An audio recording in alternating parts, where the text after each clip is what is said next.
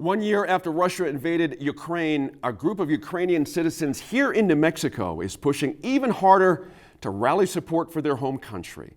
Natalia Pavlenko-Edelman and Larissa Castillo lead the organization called Ukrainian Americans of New Mexico. Now, last month, our senior producer Lou DeVizio sat down with both of them to ask about the emotional burdens of the past year and the role women have played in the war effort, both in Ukraine and here in New Mexico. We all together, united, we will win this war. Thank you, dear friends.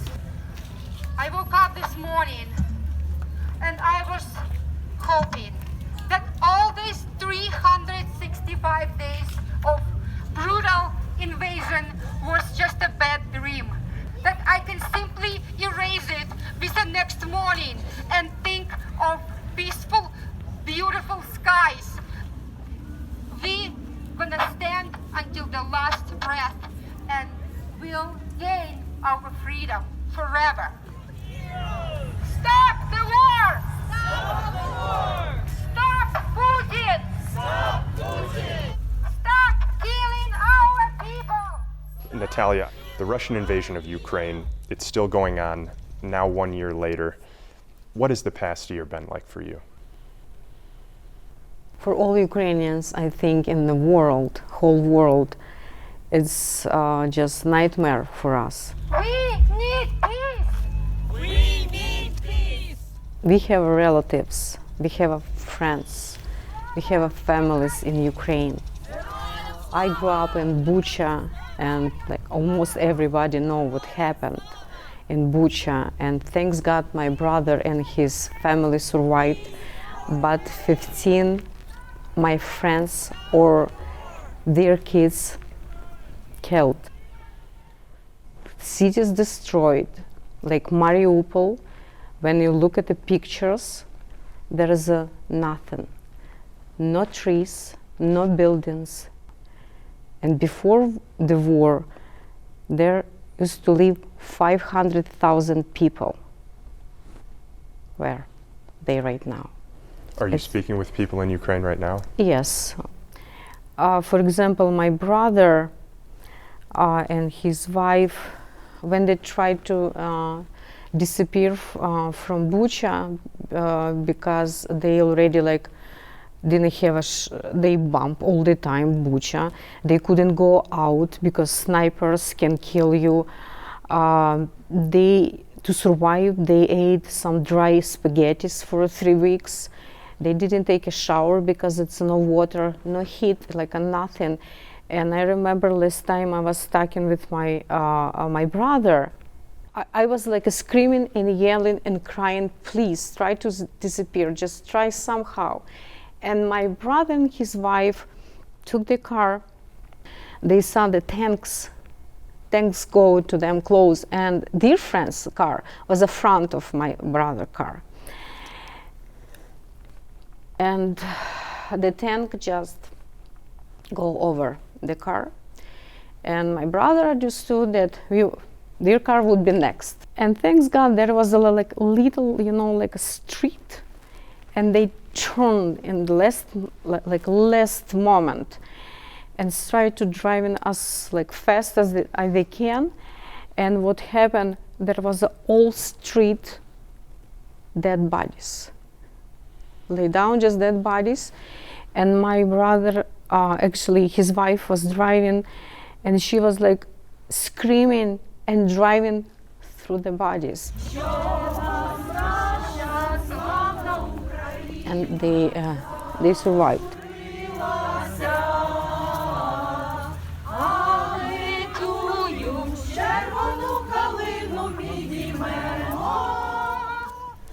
Larissa, I understand you have been back recently. What was that experience like for you? I came back to Ukraine in November last year to pick up some of my family members, driving through dark, pitch dark cities because there's no power. It was pretty unusual and scary. And driving on a bus through the bunch of holes on the ground where the bomb fell was just mind-blowing.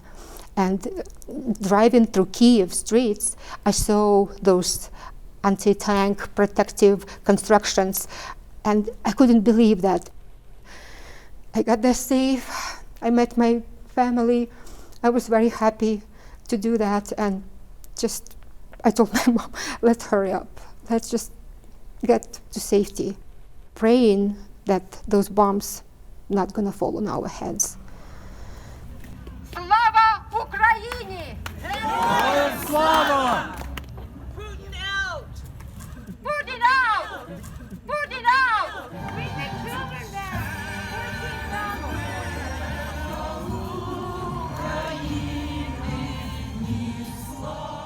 Do you think that women have played a specific role? They like their freedom, liberty. And right now it's over 50,000 of women are in Ukrainian army. They are snipers, they are military intelligence, medics, paramedics, just frontline fighters.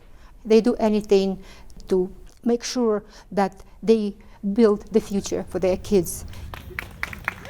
Thank you so much. Putin made a huge mistake.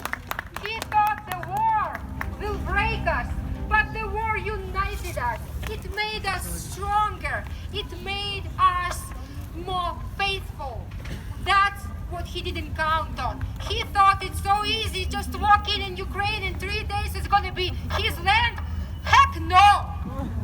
Here, as soon as the war broke up, we were trying to see what can we do, how can we help, and we were organizing a lot of fundraisers, a lot of food banks, donations. I think we've done more than 10 rallies already. We need to talk to people, to explain, because everybody tired of the war.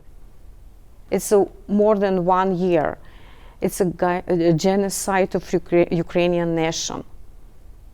It can be like 80% of Ukrainians can be killed if we will continue to have this war, and more countries will involved in this war. This person created all the disaster. You're free to do with this person whatever you want. Take a piece. Take a piece, guys. Tear it, rip it, spit on it, do whatever. That's what this person deserves. It's not just this person, it's Russia.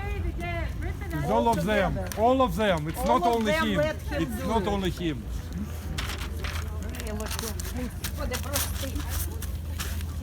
Putin will never stop. He will fight, and 76% support in Russia support war in Ukraine.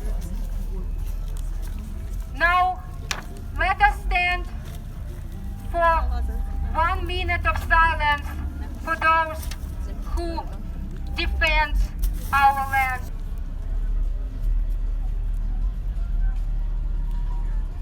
What does democracy mean to you? Democracy, that's what we fight for.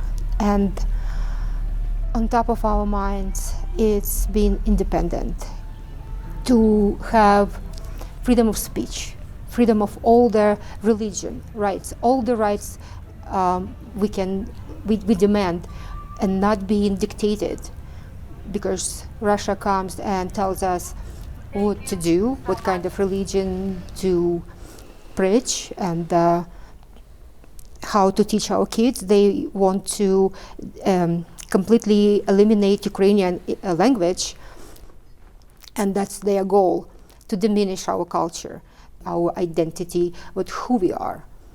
They want us to be just their marionettes, and whoever don't want to go their way, they just kill. That's what they're doing right now.